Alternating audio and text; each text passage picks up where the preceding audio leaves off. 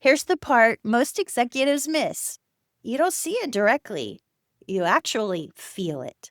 Something is off. Execution feels heavy. Decisions take longer than they should. Your team doesn't quite operate at the level you expect.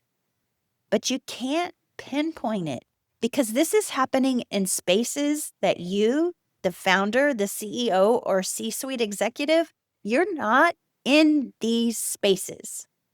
And this is where it becomes a business issue, not just culture. This impacts trust, it impacts decision quality, it impacts retention of top talent, and it impacts the speed of execution and ultimately your enterprise value. That's why I say I do human diligence.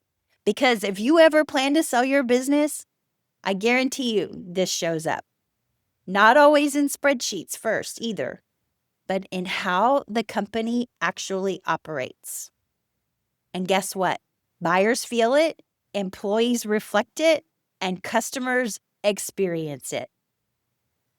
And if you've recently gone through a merger, an acquisition, or a period of rapid growth, and something in your company feels off, but you can't explain it, there's a high probability you're not looking at a strategy problem. You're looking at a human pattern under pressure. And one of the clearest signals of that pattern is micromanagement, or leadership behavior that quietly erodes trust. Welcome to the Kathie Owen Perspective. My name is Kathie Owen. I work inside founder-led and private equity-backed companies, especially during high-pressure transitions like mergers, acquisitions, and scaling. I don't coach behavior. I observe and interact with what's actually happening inside your company. And I get asked this question all the time. How do we fix the micromanager, Kathie? Can we coach them to calm down? Well, there is a direct answer, and that is no, because they are not the problem. They're just the signal. I had a leader once tell me, if it was up to me, you wouldn't be here. Imagine how that made me feel. That's not feedback, that's destabilizing behavior. And it didn't exist in isolation. It showed up across the entire organization. It showed up as leaders using position instead of presence, authority without self-regulation. What looked like leadership was actually insecurity under pressure, and it spread. Not just top down, it spread across teams, it spread across peers. That's when you know you're not dealing with an individual, you're looking at a pattern. Micromanagement is one version of that pattern. It happens when someone cannot tolerate uncertainty. And uncertainty is going to happen. It's not if it's going to happen, it is when. So a micromanager will control, they check, they push for answers way too quickly, not because they're trying to damage the company, because they're trying to stabilize themselves. I want to repeat that because it's really important. It's because they are trying to stabilize themselves. And this is exactly what accelerates during mergers, acquisitions, and even rapid growth, because pressure increases. And when pressure increases, unregulated behavior becomes visible fast. Here's the part most executives miss. You don't see it directly. You actually feel it. Something is off. Execution feels heavy. Decisions take longer than they should. Your team doesn't quite operate at the level you expect. But you can't pinpoint it because this is happening in spaces that you, the founder, the CEO, or C-suite executive, you're not in these spaces. And this is where it becomes a business issue, not just culture. This impacts trust, it impacts decision quality, It impacts retention of top talent, and it impacts the speed of execution and ultimately your enterprise value. That's why I say I do human diligence. Because if you ever plan to sell your business, I guarantee you this shows up.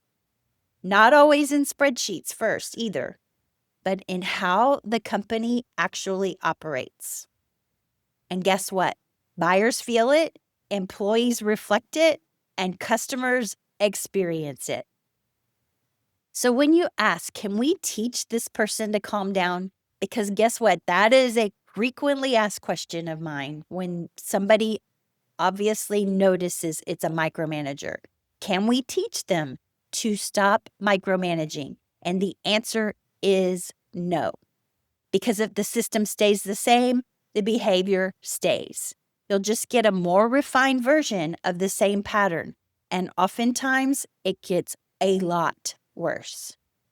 So this is where my work is different. I don't come in with a program. I don't run workshops.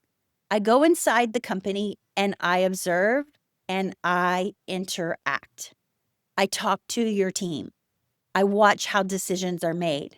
I identify where pressure is coming from and how it's moving through your organization.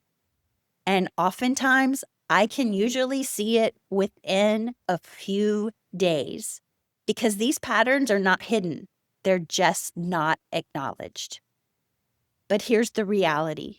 Most companies can fix this, and they don't. Not because they can't, because they don't want to see it. And when that happens, you get lower psychological safety, increased distrust, and a loss of top talent, which is very expensive. Much more expensive than addressing the pattern. So if you're a CEO, a founder, or part of a leadership team navigating through growth or a merger and acquisition, and something feels off, which is what I'm frequently hired for because something feels off, that's exactly where I work. I wrote a full blog post on this. It goes deeper into these patterns and even includes a diagnostic you can use immediately. You'll find that linked in the show notes and description below. And if you're seeing this inside your company, let's talk.